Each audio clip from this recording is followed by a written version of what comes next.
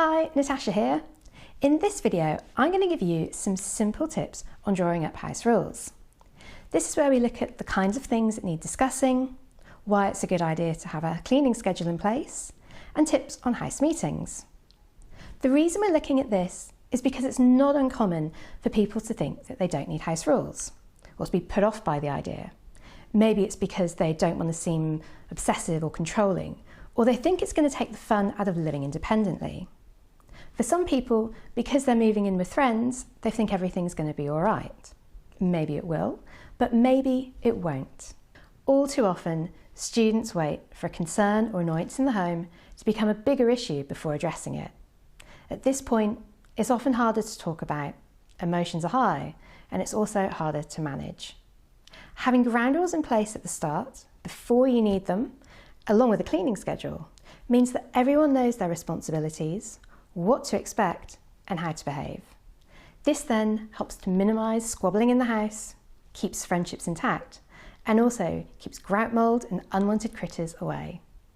And this makes for a happier, stress-free, and more productive home. So, having house rules is a good idea. The question now is how to bring it up. The best way to do this is to have an informal house meeting with everyone when you first move in, or as soon as it becomes clear that a house meeting is needed.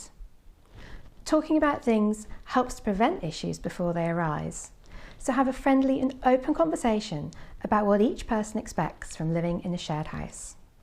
Don't be defensive, uptight or controlling about it.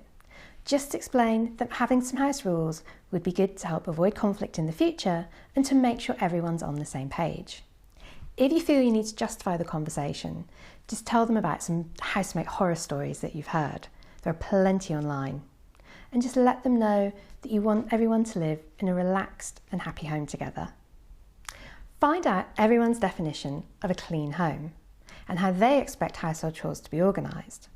This way, the group can make informed decisions and everyone knows the compromises they need to make to align their behaviour and way of thinking to being in a shared house.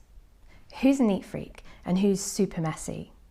Who's a night owl and who's an early riser? What are people's quirks and preferences? Understanding this will help. All too often, we expect others to live up to expectations that we've never told them about. And then we get annoyed and resentful when they don't. Just because you've been brought up doing something one way doesn't mean everyone else has. And this is why it's so important to get talking. If you know about certain things, they've been explained to you, and you're prepared for them, they're less likely to stress you out. When deciding on the rules, have an open and frank conversation about them. Try and put ones in place that are based on common sense, that everyone finds acceptable, and that they can all agree to. It shouldn't be a confrontational conversation, but one that's around compromise and mutual respect. Some good things to discuss are a minimum standard of cleanliness that everyone will abide by. A very standard rule is that all shared spaces are kept clean and tidy. If one person thinks it's okay to leave a dirty bowl on the kitchen side, then point out if everyone did the same thing, the kitchen would get dirty really quickly. It's not fair that they can get away with it when everyone else is keeping the house tidy. How to manage rent, bills and shared expenses. Put together a plan of how you're going to divide the bills and how they're going to be paid. Which household essentials will be shared? Decide on how things like loo roll, cling film and washing up liquid are all going to be bought. You could take it in turns to buy them as they run out, or you may decide to have a kitty that you can then use for everything.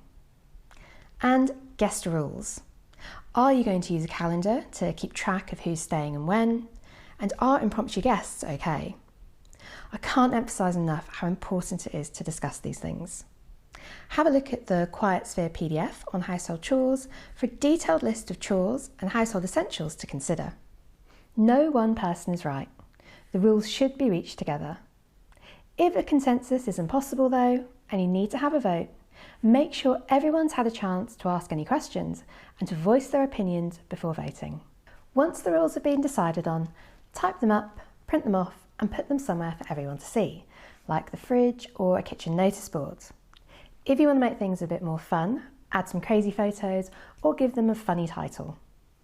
Similarly, when everyone's decided on how chores, bills and shared expenses are going to be managed, set up an online spreadsheet or calendar, or get an app to make sure that these things get done.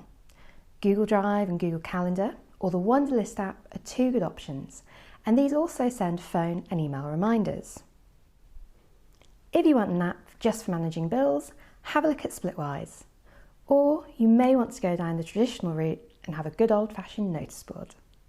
What's important is that you keep track of things, so choose the way that suits you and your housemates best.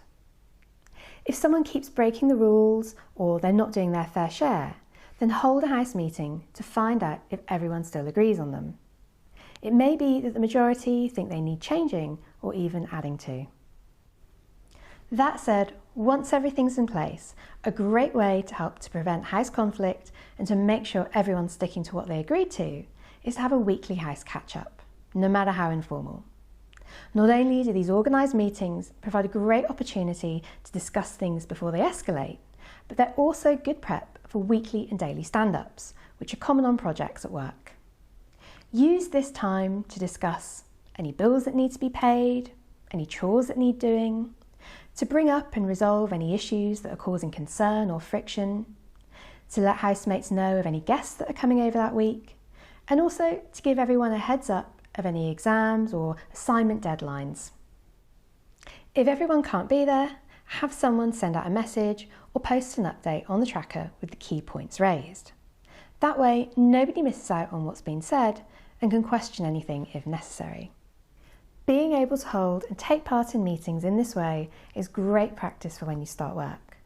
Negotiating, participating in discussions, sharing ideas, giving feedback and taking on other points of view, and being held accountable are all things you have to look forward to. Use your house situation as a way to develop confidence and your skills in these areas. It will give you a head start when you start work, and you will notice a difference, not only in your ability, but also in how you manage work stress. You may end up living with a number of different people throughout your degree and your life. So getting used to openly talking about how to manage things in the house will serve you well for the future. As you can see, communication is key when living with others. And what we've looked at today will help to keep everyone on the same page, so there's less conflict, less stress, and more peace and calm in the house. If watching this video has made you think of how things could be done differently in your home, then I urge you to be bold and to go and have a conversation with your housemates. Yes, that's right. Go and speak with your housemates about introducing a few house rules. You never know how the situation might change once everyone becomes aware of how things could be done differently. If you already have experience of living with others and have any tips for the other members, or you know of any good apps, please leave them in the comments box on this page. I'll see you in the next video where we're going to be looking at what to do if you're faced with conflict in the house.